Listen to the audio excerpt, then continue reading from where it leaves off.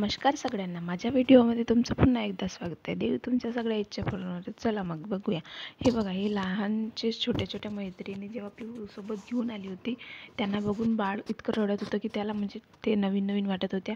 आणि मला म्हणजे थोडंसं काम करायचं होतं आणि याचे बाबा घरी नव्हते, तर मी म्हटलं चला बसा थोडा वेळ बाळासोबत खेळा. या टाळ्या वाजवायला लागल्या आणि हा रडायला, कारण की याला नवीन कोणी दिसलं तर बस रडायला लागतो. आणि आमची रक्षाबंधनचा व्हिडिओ टाकायचा राहिला होता, पण आम्ही काही नवीन कपडे वगैरे काही घातले नाही आणि रक्षाबंधन आम्ही असंच साजरं केलं, कारण की वेळ तेवढा नसतोच बाळाच्या आईकडे. कारण की बाळाला बघता आपली तयारी वगैरे करणं हे काही माझ्याकडे जमत नाही. तरी पण मी व्हिडिओ टाकायचा प्रयत्न करते, एक हौस म्हणून, किंवा एक म्हणजे सवय आता झाली आहे की व्हिडिओ टाकलाच पाहिजे. आणि असो, माझे सबस्क्राईब वाढतात म्हणून मला असं वाटतं की समोर जाऊन काहीतरी होईल, आणि तरी पण मी टाकतच असते.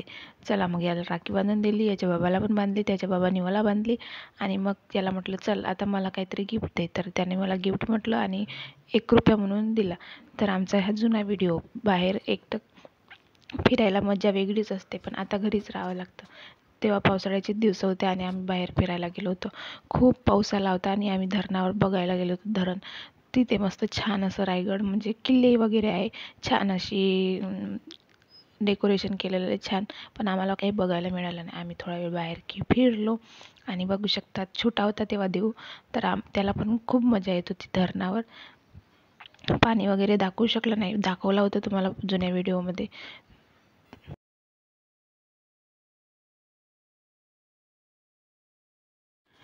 मस्त छान फिरून घेतलं. बाहेर बाहेर एकटं फिरायला वेगळीच मजा असते. आणि आपणही जेव्हा लेकरं मोठे होतात तेव्हा फिरायला त्यांनाही घेऊन जाणं, त्यांनाही आनंद होतो. तर याला घेऊन गेल्यावर याला पाणी बघून खूप आनंद झाला, पण पाण्याच्या जवळ आम्ही जास्त जवळ गेलो नव्हतो, दुरूनच बघितलं आणि त्याला दाखवलं.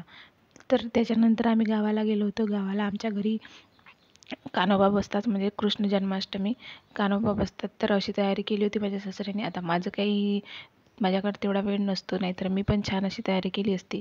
तर मग त्याच्यानंतर आमच्या घरी झाली रक्षाबंधन यांची, लहान मुलांची.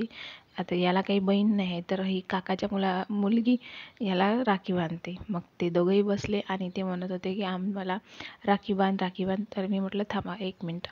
तर सगळ्यांची तयारी करून दिली आणि मग राखी आणली त्याच्या काकूनी आणि मग बांधून घेतली. तर बघू शकता, तिघंही भाऊ मस्त छान असे राखी बांधत होते. आणि राखी बांधता सगळेजण मजा करत होते. ती छोटीवाली पण म्हणत होती मी बसतो, पण तिला काही जागा दिली नाही आणि ती काही बसली नाही. मग झाली आमच्या राखीचा कार्यक्रम. त्यानंतर आम्ही गावाला आलो आणि गावाला येताच हा 18 तारखेचा पाऊस आहे. इतका पाऊस जोरदार आला की पूर्ण प्लॉटमध्ये पूर्ण पाणी जमा झालं. हा पहिलाच पाऊस आहे की इतकं पाणी 1 तासामध्ये पूर्ण घरापर्यंत पाऊस, म्हणजे पूर्ण पोर्चपर्यंत पाणी आलं. आणि बघू शकता नाल्याला किती पूर आला. तर इतकं पाऊस आला की काही बोलायचं काम नाही. तिकडे बाहेर पण वगराला म्हणजे नदीला पूर आलेला होता आणि घरी पण इतकं पाणी जमा झालं होतं. तर बघू शकता, पहिल्यांदा एवढा पाणी आला आणि खूपच म्हणजे थंड वातावरण करून येईल, नाही तर खूप गरम वाटत होतं. तर बघू शकता छान पाणी झाला. पण असो, शेतकऱ्याचं नुकसान होत आहे. तर आता पाण्याची काही गरज नाही वाटते, पुढं आलेलं आहे. चला मग भेटूया नेक्स्ट व्हिडिओमध्ये. माझ्या व्हिडिओला लाईक करत चला. सबस्क्राईब तर होतच आहे, एक ना एक दोन सबस्क्रायबर मिळतच आहे.